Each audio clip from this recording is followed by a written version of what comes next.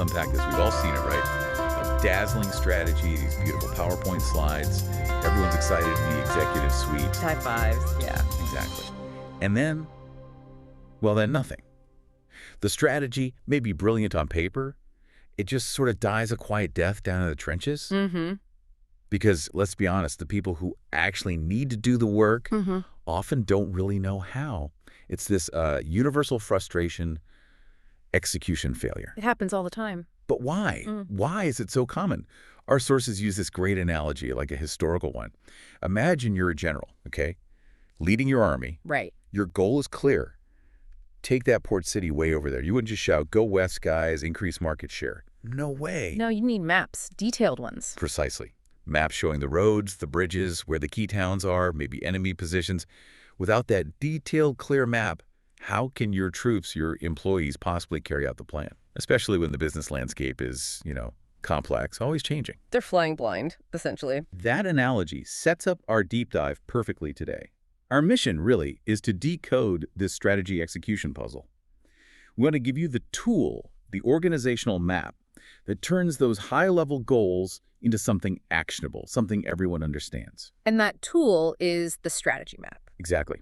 A visual framework, cause and effect, designed to give everyone in the company that clear line of sight, linking what I do every day to the big corporate objectives. What's fascinating here, though, is that this execution problem you're describing, it's actually rooted in a huge economic shift, something that happened, well, decades ago. Yeah. But our standard management tools, they haven't really caught up. We need to set the scene a bit.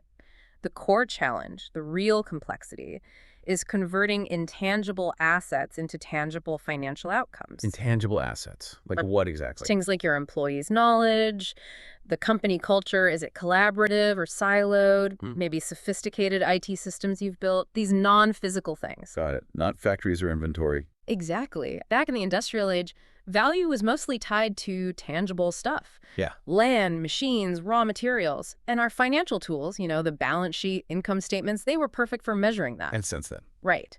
But today, in this information age, the game's completely flipped. Those intangibles, they're now the major source of competitive advantage. Maybe, 80% or even more of a company's value today comes from those things. Wow, 80%. Yeah, it's huge. But here's the kicker. Our traditional financial tools, they just can't measure the strategic value of these intangibles. They can tell you how much you paid for that new IT system, sure. Right. But they can't tell you the value that system is actually generating when it works together with your skilled people and your efficient processes. That's the blind spot. That shift, industrial to information age, that's so key. And it explains why so many strategies just fail. Back then, if you wanted more output, you built another factory wing.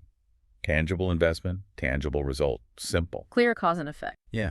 But now, you invest in something intangible, say a big fancy new CRM system, customer relationship management. Right. That investment alone means nothing, right?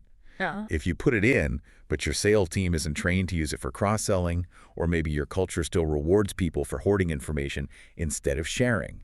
Or the tech doesn't even integrate properly on the back end. Exactly. Then the whole expensive initiative just crashes and burns. And this is the crucial point for the sources. The value of an intangible asset, like that CRM, it doesn't exist in isolation. It only creates value within its organizational context, linked up with the whole set of other assets through the strategy. It's a system. Right. If you only fund one piece of that system, one link in the chain, well, that's where your strategy breaks down. Yeah. The strategy map, it visually forces you to connect and fund that whole interdependent set. Precisely. And that brings us back to your general analogy. Executives often give the troops the final destination, increase profits 15%. The big number, yeah. But they give only these fragmented descriptions of what needs doing on the ground. And crucially, they often fail to explain why those specific tasks actually matter for the bigger picture. So the person in, say, operations just gets told, cut cost 5%. Exactly. And they might do it, but maybe they cut costs in a way that tanks product quality. They don't see that they've just sabotaged the customer perspective, which then sabotages the financial perspective right above it. They don't see the chain reaction. Because no one showed them the map. That's why strategy maps are so powerful. They visually lay out the critical objectives and those crucial cause and effect links that drive the whole organization's performance. It demands real rigor. You can't just wave your hands. No. It's not enough to say, we need faster processes and smarter people. The map makes management draw the line. How will investing in specific employee skills combined with implementing this faster process specifically lead to better customer retention? And how does that then increase revenue per customer, ultimately hitting that shareholder value target? It forces honesty. It really does. It demands that leadership takes all those different goals, developing tech, hitting environmental targets, whatever, and weaves them into a clear, logical story, a visual narrative.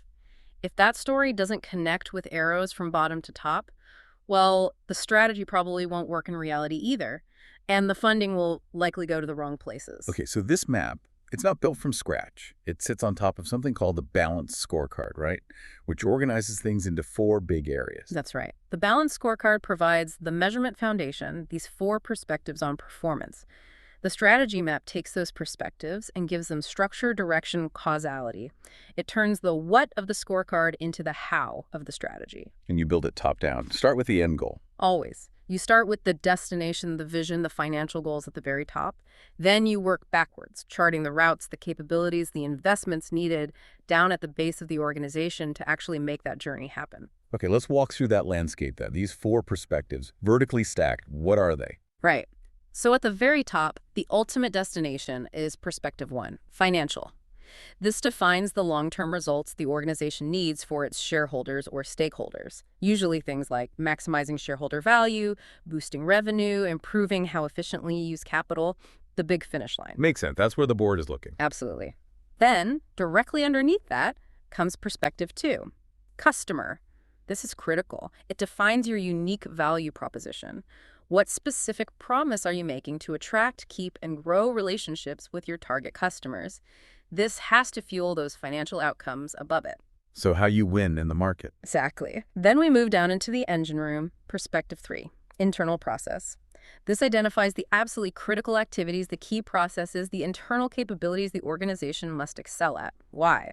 To deliver that customer value proposition you just defined and achieve the productivity gains needed for the financial goals. This is the doing part. It's the how we get it done internally part. And finally, at the very bottom, the bedrock, the fuel for everything else, is perspective 4, learning and growth. This is where those intangible assets really live. Ah, the knowledge, skills, culture stuff. Precisely. It defines the core competencies, the employee skills, the technology infrastructure, the information systems, the corporate culture, all the foundational stuff needed to support the strategy and enable everything happening in the layers above. So there's a clear flow then. A very clear logic flow. The knowledge, skills, tech, and culture down in learning and growth drive the strategic capabilities and efficiencies in the internal processes. Those processes deliver specific value to your customers, and that customer value then leads to hitting your financial targets. Bottom to top. If you can't draw a clear arrow connecting each step, your strategy's got a hole in it. Okay, let's zoom in, starting at the top then. Financial, the destination. The sources say there are really only 2 basic levers here for boosting shareholder value: revenue growth and productivity. That's the fundamental financial equation, yes. So revenue growth, that's about making the pie bigger. 2 ways to do that. Right. First, you can build the franchise. Think new markets, new products, new customer segments, really expanding your reach. Going where you haven't gone before. Exactly. Second, you increase value to existing customers. Deepen those relationships, maybe cross-sell more effectively, offer bundled solutions, just keep them happier and longer, get more value from the customers you already have. Okay, that's the growth side. What about productivity? Productivity is about efficiency, making the existing pie or serving it more efficiently. Again, 2 main parts here. First, improve cost structure. Pretty straightforward. Cut operating expenses, reduce overhead, find cheaper suppliers. Trimming the fat. Basically. Second, use assets more efficiently. This means getting more bang for your buck from the capital you have tied up. Reducing working capital, maybe selling off machines that are just sitting there, optimizing your supply chain so you need less inventory. Right. Less capital tied up for the same output. Precisely. Now, the strategy map forces a really crucial balance here. Productivity improvements, cutting costs, using assets better, they often show results much faster. You can see the impact on the bottom line within months, sometimes. The quick wins. They are. But the real value of the map here is forcing management to also highlight the revenue growth opportunities. And more importantly, making sure that those quick win cost cuts don't accidentally kill your long-term growth. How so? Give me an example. Okay, think about a bank. They might have a productivity goal to cut costs by automating services, maybe replacing tellers with more online banking. Short term, their cost structure looks better. Check the box. Right. But what if a big chunk of their valuable customer base likes that personal interaction? If they handle the automation poorly, those customers might leave. So the bank saves a little on costs now. But sacrifices potentially millions in long-term customer value and revenue growth. Exactly. The map makes that trade-off brutally visible before you make the mistake. It forces you to connect the cost-cutting action to its potential impact on the customer perspective and therefore the long-term financials. Okay, that makes a ton of sense. So financials are the results. Moving down, the customer perspective, this is where the company's identity comes in. Defining the customer value proposition. If finance is the destination, this is the specific car you're driving to get there, your unique differentiator. And you hit on a key point. This is often where things stall before they even start. Our sources suggest, something like 3/4 of executive teams don't have real specific agreement on this single most important strategic choice. Really? 3/4? That's huge. It is. And if the leaders aren't absolutely clear on how the company intends to win with customers, think about the thousands of employees trying to execute. They're just guessing. Chaos. Pretty much. So generally, companies need to choose one primary value proposition to truly excel at while still being, good enough in other areas. Okay, what are the main options? There are 3 generic ones. First is operational excellence. These companies are masters of efficiency. They win on competitive pricing, reliable quality, fast fulfillment, on-time delivery. Think big logistics companies, fast food chains, maybe budget airlines. Smooth, fast, reliable, often low cost. Like a well-oiled machine. Exactly. Second is customer intimacy. Here, the focus is all on the relationship. Exceptional, personalized service, complete solutions tailored to individual customer needs. Think high-end wealth management, maybe specialized consulting firms, companies providing complex industrial solutions. They know their customers inside out. High touch, high customization. Right. And they usually charge a premium for that deep partnership. Third is product leadership. This is all about the product itself. Breakthrough features, cutting-edge functionality, top performance. These are the innovators. Tech companies, pharma research. Exactly. High-performance cars, advanced electronics, they compete on having the newest, best thing, often at a high price. Okay, but wait. If I'm a product leader, don't I still need good operations? If I'm customer intimate, my product can't be terrible, right? Aren't these overlapping? That's a really common question and a fair one. Yes, of course, you need to meet a basic threshold in all areas. You can't have the best product if you can never deliver it on time. Right. But the map forces you to commit to one area for true world-class excellence. Why? Because trying to be the absolute best at all 3 simultaneously is usually impossible and leads to strategic confusion and burnout. Why impossible? Because the internal processes required are often contradictory. Operational excellence demands standardization, centralization, tight control. Product leadership needs flexibility, R&D, freedom, maybe decentralized decision-making to foster innovation. You can't fully optimize for both at the same time. The value proposition tells you where to focus your finite resources and build your core capabilities. Okay, got it. Competence everywhere, excellence somewhere specific. So once we've nailed the destination, financial, and the vehicle, customer value proposition, the internal process perspective is the actual roadmap, the how-to, the specific things the organization needs to do extremely well. This is where the rubber meets the road internally. And the sources group these into 4 main types of processes, right, to make sure you cover everything. Yeah, 4 high-level categories. First, processes around building the franchise, which is basically innovation, new product development, creating new services, entering new markets, all the stuff that grows the business fundamentally. The new stuff, yeah. Right. Second, processes for increasing customer value, often called customer management. This is about managing and deepening relationships with the customers you already have. Cross-selling, upselling, relationship management, great service and support. Making current customers more valuable. Exactly. Third is operational excellence itself as a process category. This is the traditional stuff. Supply chain management, cost reduction, quality improvement, cycle time reduction, asset utilization, making the core engine run smoothly and efficiently. The day-to-day execution. Correct. And fourth, processes related to being a good corporate citizen. Things like safety, environmental compliance, community relations, managing stakeholder relationships effectively, increasingly important. Okay, so how does this link back to the customer perspective? This is where the map really connects the dots. The crucial step is defining your key internal processes based on your chosen customer value proposition. So the choice up there dictates the focus down here. Absolutely. For example, if you chose product leadership as your value proposition, then your most critical internal processes are going to be in that innovation category. Your key metrics might be things like time to market for new breakthroughs or % of revenue from products launched in the last year. Makes sense. But if you chose operational excellence, your focus shifts entirely. Your critical processes are now in the execution category. Your key objectives become things like reduce order fulfillment cycle time by 50% or achieve Six Sigma defect rates. Completely different focus. Totally different. And here's a major warning flag for listeners. Many companies fall into a trap here.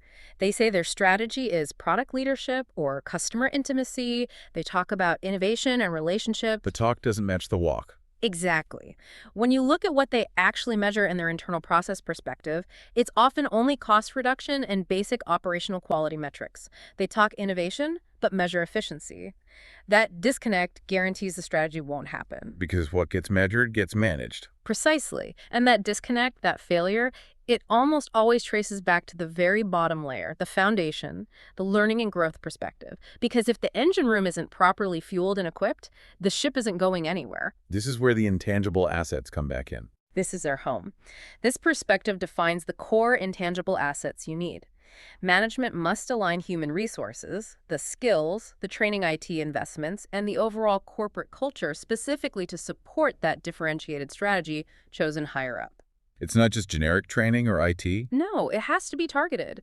If your strategy is customer intimacy, your learning and growth objectives need to be about things like improving consultative selling skills for your staff. Your IT needs to enable a 360-degree view of the customer.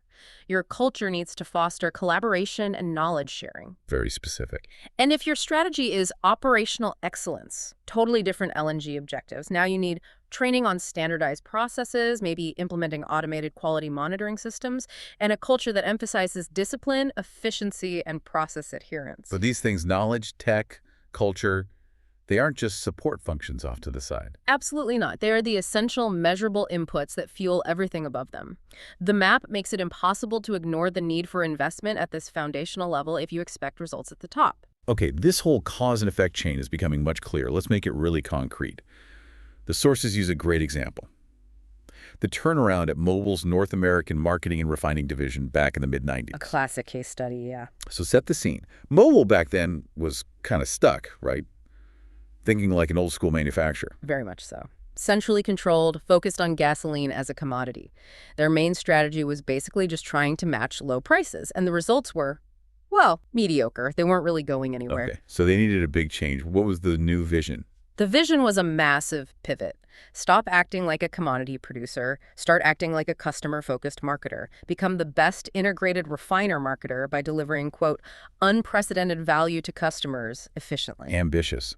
What was the financial target at the top of their map? It was tough. Increase return on capital employed ROCE by over 6 percentage points within just 3 years. A huge jump. Wow. Okay. So how did they plan to get there? Where did this strategic insight come from? It started with a fundamental shift in understanding their customer perspective. They did their homework, market research, and they found out their old strategy of chasing low prices was aimed at only about 20% of the market. The really price-sensitive buyers. Right.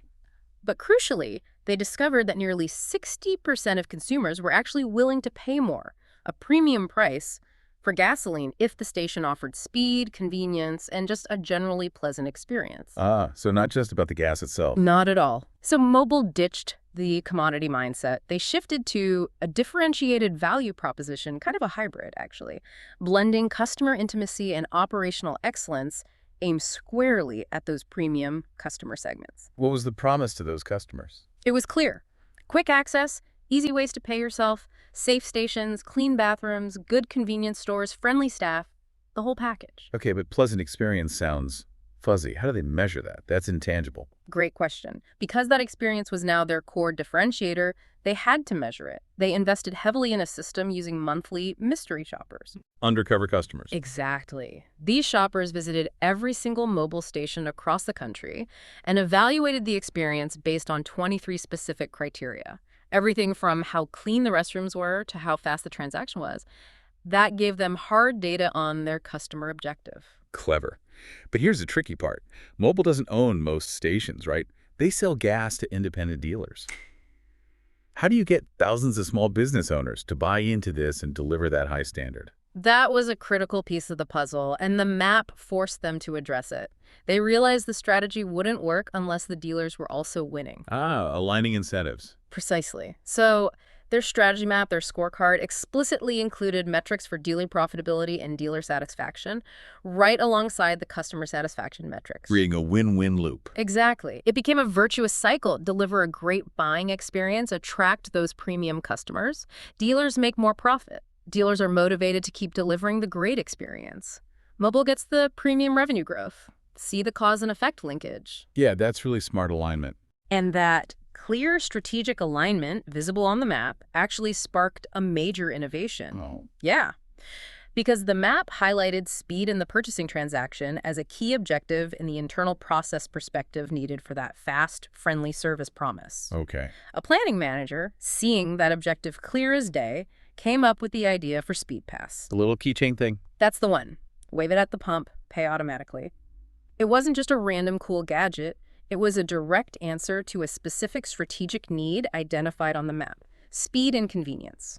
Wow. So the map actually helped generate the innovation. It did. And once Speed Pass launched, Mobile updated their scorecard to track consumer and dealer adoption rates, locking it into the ongoing strategy. Okay, so the strategy sounds good. The map seems logical. Did it actually work? What were the results? The results were stunning. Mobile went from being a laggard to the industry's profit leader between 1995 and 1999. Seriously, profit leader. Yep. That financial goal.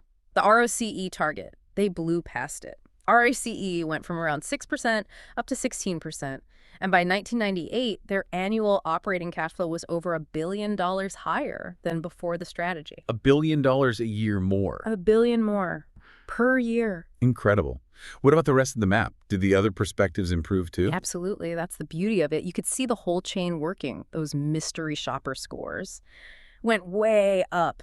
Confirmed the customer experience improved. Refinery yields lost to downtime, dropped 70%. That's operational excellence. Nice. Environmental and safety incidents plummeted 60–80%. Good corporate citizen goals met.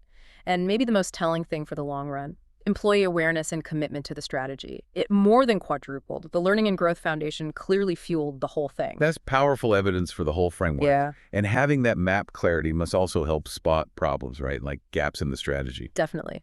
When Mobile first rolled out the maps, they found one big business unit had literally no objectives or measures related to the dealers or customer quality. Even though that was core to the corporate strategy. Exactly.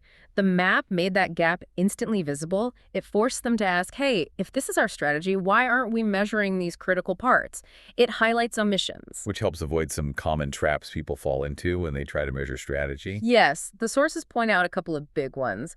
Traps that give you this false sense of having a strategy measurement system, but really don't help execution. Okay, like what? Trap 1 is the stakeholder scorecard. This measures outcomes: are customers happy? Are employees happy? Are shareholders happy? Which sounds good. Yeah, seems reasonable. But it completely fails to describe how you're going to make them happy. It measures the results, but gives you zero insight into the value proposition, the key processes, the skills you need. It's all lagging indicators without the leading drivers. Just measuring the end, not the means. Exactly. Trap 2 is the KPI scorecard, key performance indicators. This is often just a random collection of metrics, maybe loosely grouped, but crucially lacking those explicit cause and effect links. Like a checklist of important stuff. Yeah, like profits, portfolio volume, process certification, people diversity. They might all be worthy goals, but how do they connect? How does improving diversity lead to better process certification, which leads to higher profits? The links aren't defined. I see. It's just a list, not a map. Right. The sources mention a financial services firm with a KPI list, like that. It had no measures for the customer experience at all and completely missed the role of IT. For a bank, it's a dangerous illusion if it's not mapped to the actual strategy. Okay, so tying this all together. If we connect this to the bigger picture, Yeah. look, coming up with a great strategy, that initial spark, that might always be partly an art. It takes creativity, intuition, leadership. Right. But describing that strategy, and especially executing it, that needs to be a disciplined science. And strategy maps provide that discipline. They turn the art into engineering specifications almost. In a way, yes. Think about it. When you're moving your organization towards some uncertain future goal, your strategy is essentially a series of linked hypotheses. Hypotheses. Yeah, it's a belief. We believe that if we invest in training our people this way, learning and growth, then they will improve this key process, internal, which we believe will lead to greater customer loyalty, which we believe will result in higher profits, financial. It's a chain of assumptions. The testable chain. Exactly. The map forces you to articulate those hypotheses. And the key to successful execution isn't just telling people the final goal, it's getting everyone to understand and ideally buy into that chain of hypotheses. So they see how their piece fits and why it matters. Precisely. Then the organization aligns all its resources, spending, training, IT projects to test those hypotheses. You measure the results at each step, see if the links hold true, and then you learn and adapt. It turns strategy from a static document into a dynamic learning process. That makes a lot of sense. So we started today looking at why strategy execution fails so often, getting stuck between the old tangible tools and the new intangible reality. The disconnect. And we found the solution in strategy maps.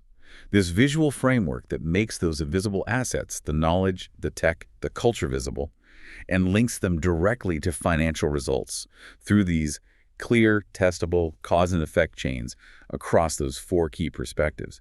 It's like giving that general the detailed map they needed all along. Couldn't have said it better. It really provides that clarity. So maybe final thought for you, the listener, to sort of chew on. Strategy maps make those invisible assets visible and, crucially, accountable. If your company's edge truly relies on intangible strengths, maybe your unique team expertise, proprietary software, a special collaborative culture, ask yourself right now, are you actually measuring the necessary inputs down in that learning and growth perspective? Or are you just tracking the final score up in the financials? Right. What's the single biggest untested strategic hypothesis that's driving spending and effort in your organization today? Do you even know what it is? Something to